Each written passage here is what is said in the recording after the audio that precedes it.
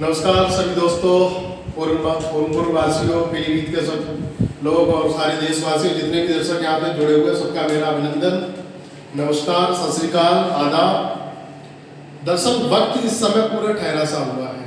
अभी जब मैं गाड़ी से यहाँ पे आ रहा था तो पुलिस वाले भी रोक रहे थे, कहाँ जाना। उन्होंने गाड़ी में जब प्रेस लिखा हुआ देखा, उन्होंने जाने दिया। एक्चुअली ये जो वक्त है, इसको हमें निकालना है, इसको बिताना है, इसको गुजारना है किसी भी तरीके से। होता क्या है कि ये जो माहौल बना हुआ है, ये कोरोना काल जिसको हम लोग कहेंगे, कोविड-19, इस समय जो गवर्नमेंट ऑफ इंडिया ने जो लॉकडाउन जो उन्होंने कर रखा है 21 दिन का, मुझे लगता है कि अगर इस बीच में अगर एक भी गलती अगर कोई भी करता है, सामाजिक से जुड़ा हुआ व्यक्ति या किसी भी वर्ग का जुड़ा हुआ व्यक्ति एक भी गलती करता है, तो मुझे लगता है जो 99 लोग जो कोशिश कर रहे हैं इसको हटाने की, इसको सुधारने की, उस पर भारी पड़ेगा। बिल्कुल सही कह रहे हैं। तो हमें इस समय ये जो पूरा माहौल है, इसको पॉलिटिकल माहौल नहीं कहना चाहिए। और जिस तरीके से प्रधानमंत्री साहब ने जिस तरीके से घोषणा करी पूरे देशबंदी को लेके, तो हम सब लोगों को आगे आके उनका स्वागत किया और करना भी चाहिए। क्योंकि जो बीमारी होती है, जो बाहर से जो आती है, जो या फिर अजन्मी जो बीमारी होती है, वो किसी एक पे घात नहीं करती है, किसी पर्टिकुलर किसी समुदाय पे घात नहीं करती है, एक को नहीं गिरती है, वो समूचे सारे जितने भी लोग हैं सब पे ही वार करते हैं। बहुत सुंदर, बिल्कुल सही कह रहे हैं डॉक्टर साहब। जहाँ तक मुझे लगता है कोरोना को लेके हम लोग एक भय का भी माहौल बना हुआ है। अब आवाज कमाली थोड़ा पास कोरोना को लेके जिस तरीके से भय का माहौल बना हुआ है, मैं थोड़ा सा एक उदाहरण देना चाहूँगा। ये जिस तरीके से चाइना के वुहान से जो 15 या 14 तारीख से जो स्टार्ट हुआ था पिछले दिसंबर से, तो उसी दौरान मैं बांग्लादेश में था, मैं ढाका बांग्लादेश गया हुआ था। तो उस समय भी बात हो रही थी, मैंने एक लेख लिखा था, आज तक न्यूज़ चैनल है, उसकी वेबसाइट पे है, मेरे फेसबुक रमेश ठाकुर जर्नलिस्ट पे अगर आप जाओगे तो उस पर आपको दिखाई देगा। तो मैंने खुल के कहा था शब्दों में, एक स्पष्ट शब्दों में लिखा था कि मैंने कहा ये जो बीमारी है कोविड-19, ये आने वाले समय में हमारे लिए और गवर्नमेंट ऑफ इंडिया के एक चुनौती बनेगी। कमोबेश वैसा ही हुआ।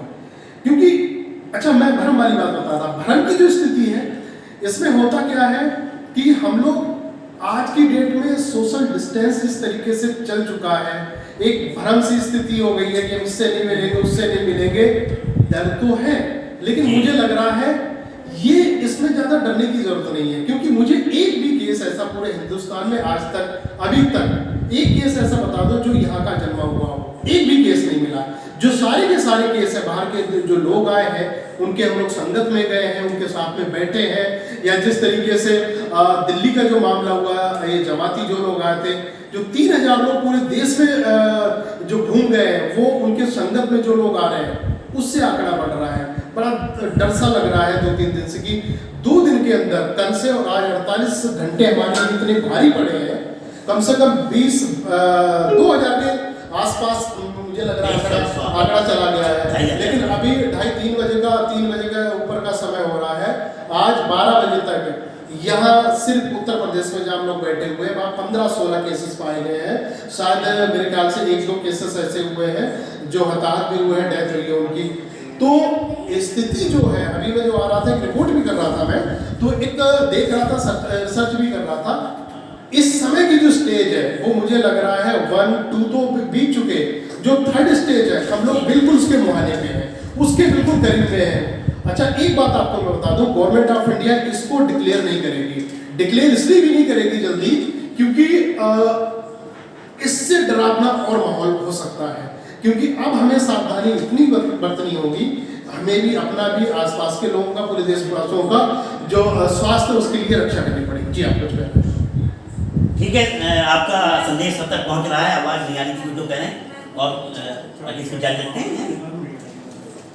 तो मैं सबसे पहले ये तो कहना चाहूँगा हमारे बड़े भाई संदीप खंडेलवाल जी का, ऐसे माहौल में जब पूरा एक देश ठहर सा गया है, जनजीवन अस्त व्यस्त हो गया, उस समय इतना बढ़िया प्रोग्राम करके और हम जैसों को लोगों को बुला के आदान प्रदान जो शब्दों का, विचारों का एक दूसरों का हो रहा है और आप लोगों तक पहुँच रहे हैं, सारी जानकारियाँ पहुँच रही, मैं तो साधुवाद हो इनका और अभिनंदन करना चाहूँगा कि कोरोना से लड़ने के लिए जब इस तरीके के लोग जब सामने आते हैं निकल के, तो मुझे लग रहा है कतार का जो अंतिम व्यक्ति होता है उस तक जब बात पहुंचती है, ये डरावने वाली जो मैंने भ्रम वाली बात बताई है, तो उससे क्या होता है कि सामने वाले के पास सही जानकारी पहुंच पाती है, उससे एक ऐसा माहौल उसके पास पहुंचता है जो डर नहीं होता कम से कम। तो वो चीज़ों को प्रसार करने के लिए संदीप जी जो कर रहे हैं, मैं तो बड़ा खुश होता हूँ उस बात को लेके कि ऐसे भी लोग हैं जो इस समय लोग मौज मस्ती कर रहे हैं, रामायण चल रही, रामायण देख रहे हैं,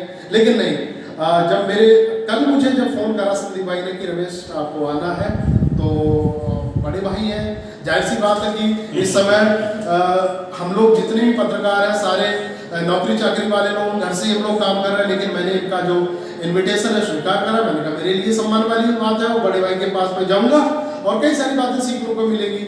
अब ये सारी चीज़ें को लेके जब एक माहौल जब बनता है तो मुझे लग रहा है एक समूह बनता है, एक काफिला बनता है, आदमी अकेला ही निकलता है। गांधी जी ने एक बार कहा था कि आप कोशिश तो करो समाज को सुधारने के लिए, एकला चलो की कहानी आप अपनाओ तो कम से कम काफिला अपने आप जुड़ता जाएगा।